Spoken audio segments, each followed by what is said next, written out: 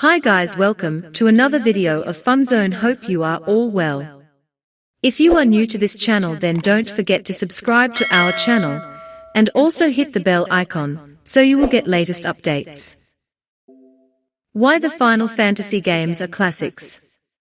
Square Enix is releasing the first 3 titles in their hotly anticipated Final Fantasy Pixel Remaster series on July 28, 2021, for Steam and mobile platforms. Delivering updated pixelated graphics, rearranged music, and quality of life improvements, auto battle minimaps, more consistent interfaces, to provide a more consistent experience across the first 6 titles, with the final 3 being released sometime later this year. The Final Fantasy Pixel Remasters will be the first time the first 6 titles have been available all at once on the PC. Let's take a look and see why each of these games are legends. Final Fantasy. The original Famicom release of Final Fantasy in 1987 was a last-gasp effort by Square to make a game that could save their studio, hence the name Final Fantasy. It was a big hit, and the rest is gaming history. Instead of playing heroes with a defined personality and a tight plot, the original Final Fantasy opens with players forming a party of 4 members from a handful of classes: a warrior, thief, monk, black mage, red mage, and white mage. They venture around the world to defeat the 4 elemental fiends. It can be hard and rather grindy at times, but it's a worthy playthrough to discover how almost every trope in the series started. There's an impressive scope here, even though the puzzles can be obtuse at times. Final Fantasy II. Final Fantasy II lets you know right off the bat it's about story. In fact, series creator Hironobu Sakaguchi noted the odd-numbered games are about battle systems, and the even-numbered games are about the story. You play as 3 members of a rebellion trying to strike back against the Empire of Palamecia. Different characters in the world join your party to fill the empty 4th spot in your party. Instead of boosting your stats through collecting experience points and gaining levels, Final Fantasy II uses a system not unlike the Elder Scrolls, where the more you do an action, the more proficient you get at it. Cast a fire spell a bunch, and it will become stronger, etc. Even by today's standards, the plot has some fun twists. The only main game in the series with such a radically different leveling system, Final Fantasy II, is an acquired taste and the definite oddball of the bunch. Final Fantasy III. In some ways a remake of the originals, any plot nuances are jettisoned in favor of another tale of 4 tots restoring the power to the 4 elemental crystals. Players can now switch classes on a whim if they have enough capacity points. Both the most challenging and longest of the first 3 Final Fantasies.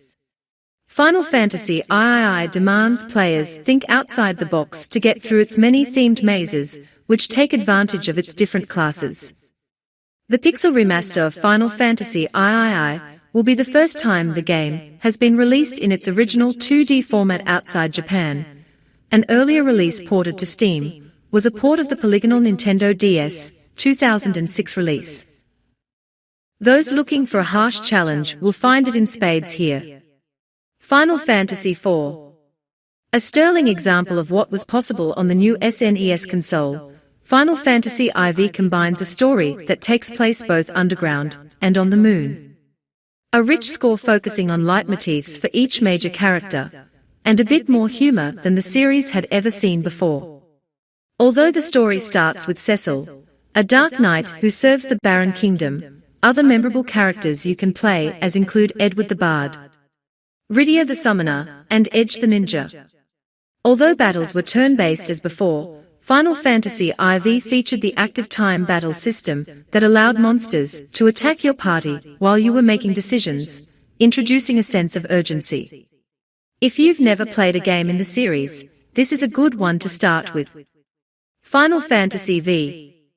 An evolution of the nimble class swapping system from Final Fantasy III, Final Fantasy V might be the most replayable game of the series. In short order, players are introduced to a selection of classes they can switch their party members to that can be a bit overwhelming. The list of available classes you can pick from only gets bigger the further in the game you get.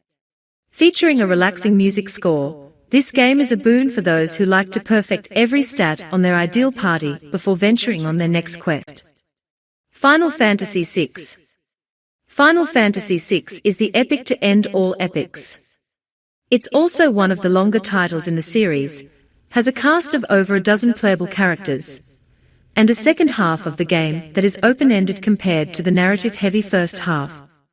Introducing heavy steampunk elements into the series, Final Fantasy VI takes a bit to get its gears moving, so to speak. Once the story starts proper with the formation of a rebellion, yes, Final Fantasy loves this plot, you won't be able to put it down. Its rich story and quirky moments, an interactive opera, a character with special moves that requires Street Fighter II-style controller inputs, make this game best enjoyed by those with a prior history of the series. If you are new to this channel, then don't forget to subscribe to our channel, and also hit the bell icon, so you will get latest updates. Thanks for watching the video, hope you enjoyed it, share with your friends as well, and we will see you soon. Take care, bye.